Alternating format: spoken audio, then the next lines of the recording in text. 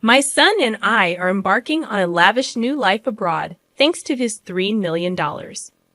After the divorce, you won't be able to make ends meet, my mother-in-law sneered. Her demand for our address, coupled with the bizarre suggestion of licking her shoes, left me bewildered. What? I exclaimed. What are you talking about? I demanded, utterly perplexed. I had no clue what my mother-in-law was talking about. I admitted to myself. There had been no indication that they were planning to go abroad, or that they had been saving up money. That's because I said my son got $3 million. We're gonna live the high life overseas. Just the two of us, she boasted. The shock hit me like a freight train. Why would my husband leave the country? And where did $3 million come into play? Why do you want to know so badly? She taunted. Well, if you really want to know, kneel down and beg, licking my shoes, and maybe I'll tell. She sneered, her tone cutting. What's with that attitude? I retorted, my frustration mounting. Where is my husband? I demanded, seeking answers. Oh, it's very comfortable here. We're enjoying the high life with my son's $3 million, she declared with disdain. So you're no longer needed, she dismissed me casually. I was stunned by my mother-in-law's callous words. What did it mean that my husband suddenly had $3 million and was living a luxurious life abroad? Moreover, her treatment of me as an outsider fueled my anger and anxiety. I knew I needed to assess the situation calmly. How did my husband come into such a substantial sum of money? And could that $3 million possibly be related to? Reflecting on my life, I recalled how I met my husband at work, drawn to his positivity and warmth, leading to our marriage. His parents had welcomed me warmly, and we later had a daughter who is now 14. Growing up in poverty with toxic parents, I was determined to cherish and love my daughter deeply despite facing hardships. However, when my husband was assigned to a project in Texas, he moved away, leaving me to manage work, household chores, and our daughter alone. Reluctantly, I agreed to live with my mother-in-law for support. Mommy, when will Daddy come back? My daughter often asked. It seems he'll be in Texas for a while. But don't worry, Grandma's coming over, I reassured her. Little did I know that decision would become the greatest regret of my life. You're working late again today, huh? Women who neglect their families. My mother-in-law's biting remarks greeted me daily. I have a job too, and I take care of our daughter. I defended myself, but she remained unsatisfied. When I was young, the family was everything. The thought of working outside never crossed my mind, she'd reminisce. On the day my daughter achieved good grades at school, she claimed credit. It's all thanks to me. What's the point of you?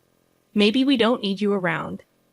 Despite her minimal help with my daughter's homework, I had been the one primarily responsible for her education. Whenever I made a minor mistake in the kitchen, she would criticize me sharply. How did you and my son even survive before with such poor cooking skills? I'm doing my best, and everyone has their own way of doing things, I would retort, my patience wearing thin. She doesn't do her chores, she complained to my husband. Mom, she's working too. Please try to understand, my husband would interject. However, as we continued to live together, the relationship between my mother-in-law and me became increasingly strained. With my husband miles away, I felt more isolated. One day, feeling overwhelmed, I decided to call my husband to discuss the situation.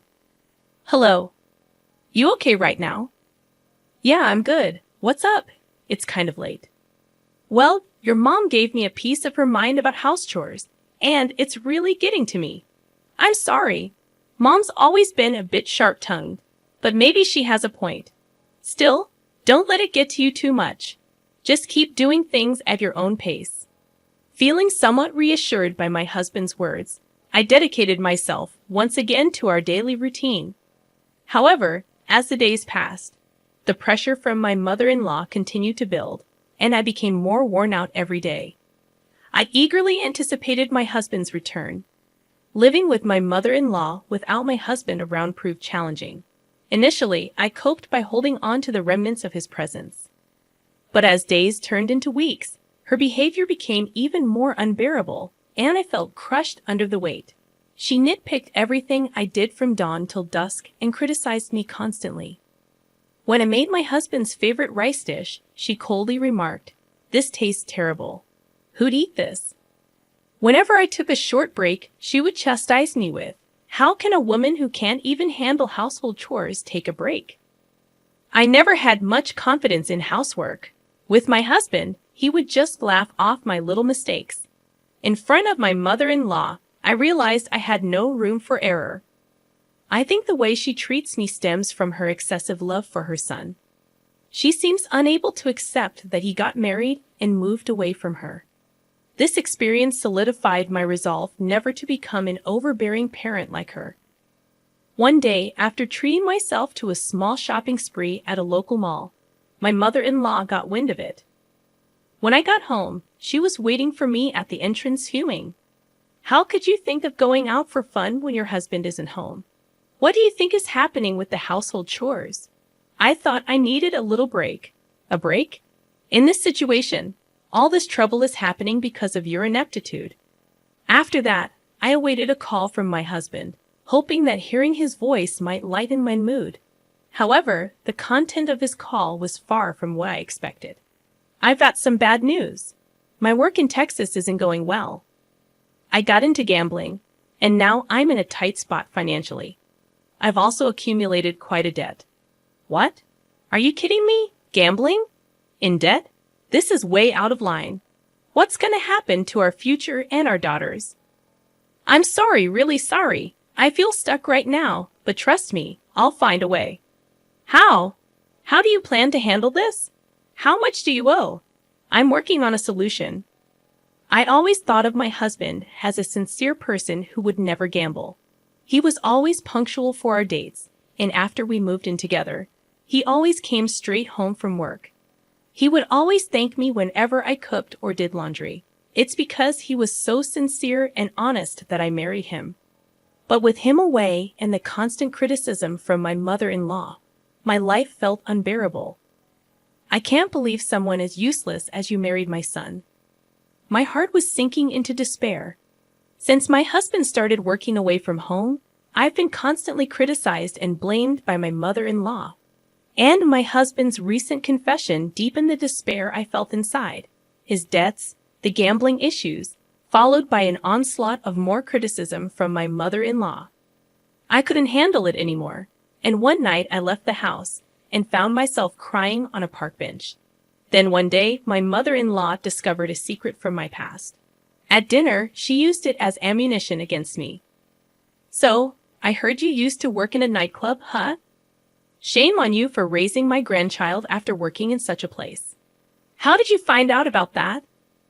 I was telling an acquaintance about how useless my son's wife is and showed them a picture of you. They recognized you. Apparently, you weren't even good at that nightclub job. In my past, frustrated with a mother who never worked and always partied, I left my family home. Struggling for money, I found work at a nightclub.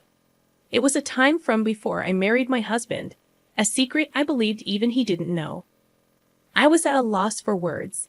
I had never imagined my mother-in-law would discover this about my past, and she continued to use the secret to berate me further.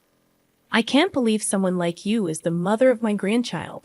I'll tell my son and have you kicked out." The depth of my despair grew even deeper. My married life with my husband, all the efforts I've made, and the future I had envisioned felt as if everything was taken away with her words. The communication from my husband dwindled. I feared he had started to doubt and suspect me.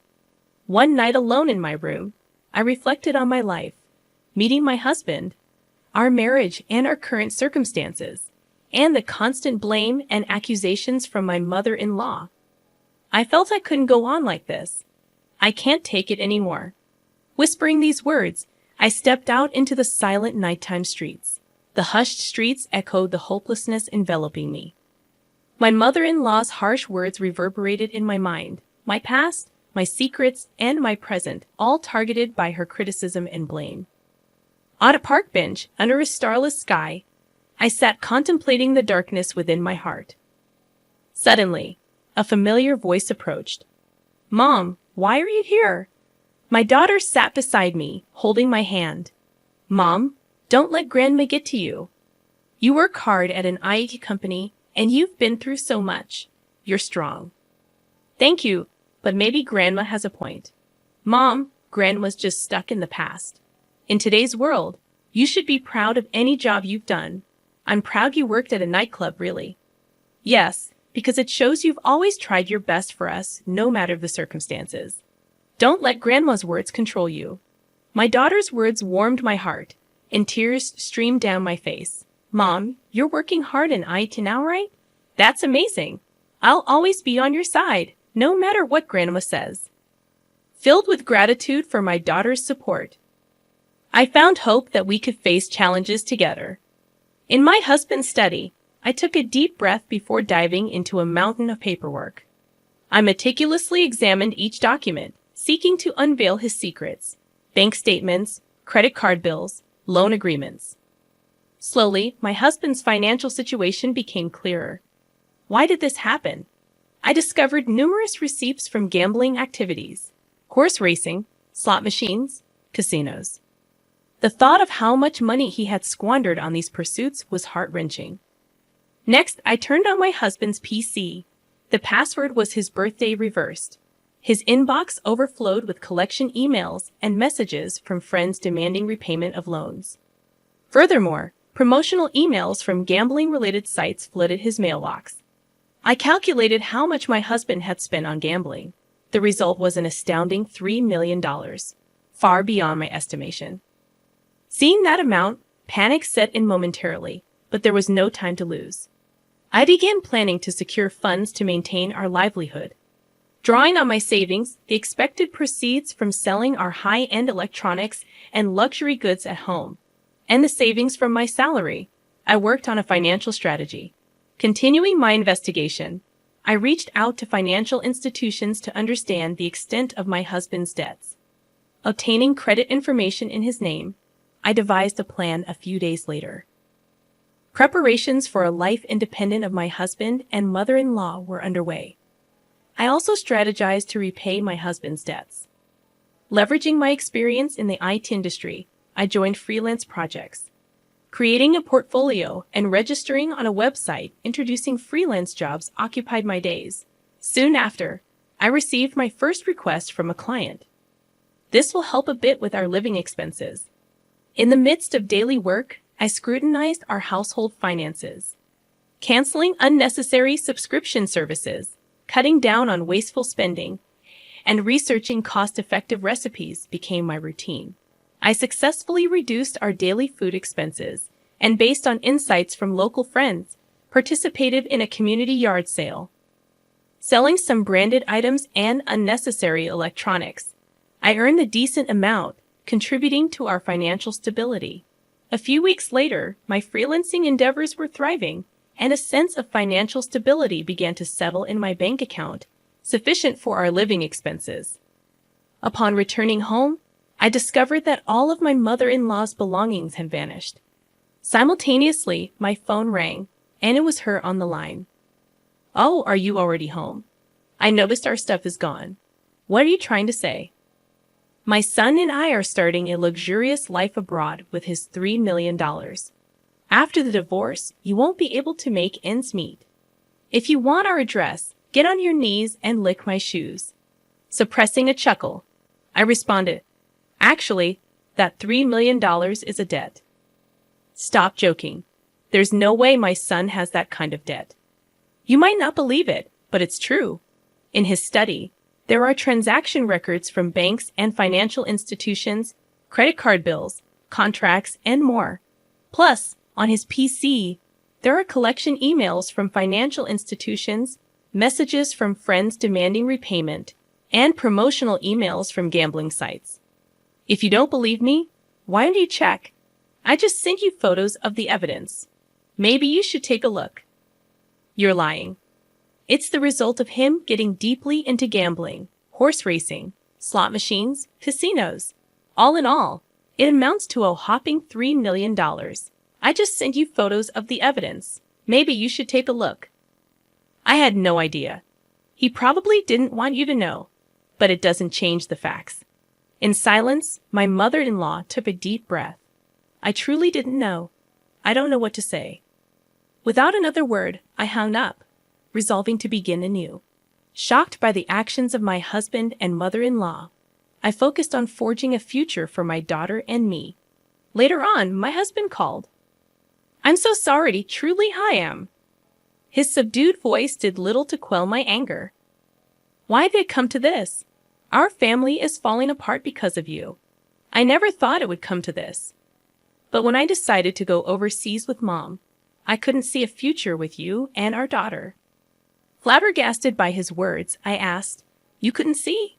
It's because of your carelessness and lack of planning that our family is in this mess. I know that, but it's too late now. I made a promise to Mom. Promise? What promise? One to sacrifice our daughter's future and grab a paradise just for yourselves. His silence was met with his sobbing on the other end. Calmly, I hung up the phone. The reason my mother-in-law confused assets with debts was due to a bill of $3 million that suddenly arrived at our home. She mistook the $3 million bill for a lottery-winning notice. She began planning her dream relocation overseas and approached my husband about it, unaware of his mother's misunderstanding and thinking starting a new life overseas would allow him to escape the debt problem. He accepted her proposal, mistaking a bill for a lottery notice. After that, I kept my anger towards my husband and began looking for a lawyer. I was set on preparing for a divorce, claiming compensation for emotional distress and child support. Now, a new life was about to start. A life for me and my daughter independent from my husband and mother-in-law. I consulted with a lawyer about the divorce, emotional distress compensation, and child support claims. During this period, my daughter and I spent a lot of quality time together, and she became my strongest supporter. She fully understood my decision and chose to stay with me. Hearing her words made all the hardships, disputes with my husband and mother-in-law worth it, and I couldn't help but shed tears. Meanwhile, my mother-in-law and husband were struggling with their life overseas. Despite starting a new life there, they apparently faced continuous problems due to a lack of preparation and financial issues. Furthermore, after being pickpocketed and losing their funds, they faced even more difficulties due to the language barrier. In the end, they were deported for overstaying their visas. Later, I negotiated with my husband through the lawyer. The divorce is finalized. We've agreed that he'll pay the emotional distress compensation and child support in one lump sum. Thank you. Now I can finally start a new life. But all at once, wouldn't it be better in installments? He has been took on even more debt, seemingly borrowing money from some shady loan shark. I don't know what happened to him after that, and honestly, I don't care. After being evicted from her rental property and getting pickpocketed, losing all her savings, my mother-in-law ended up homeless upon her return to the U.S. My daughter and I started our new life. Sure, it wasn't always easy, but freed from my husband and mother-in-law, we could look to the future positively. I want to live happily, collaborating with my daughter who saved me from the depths of despair.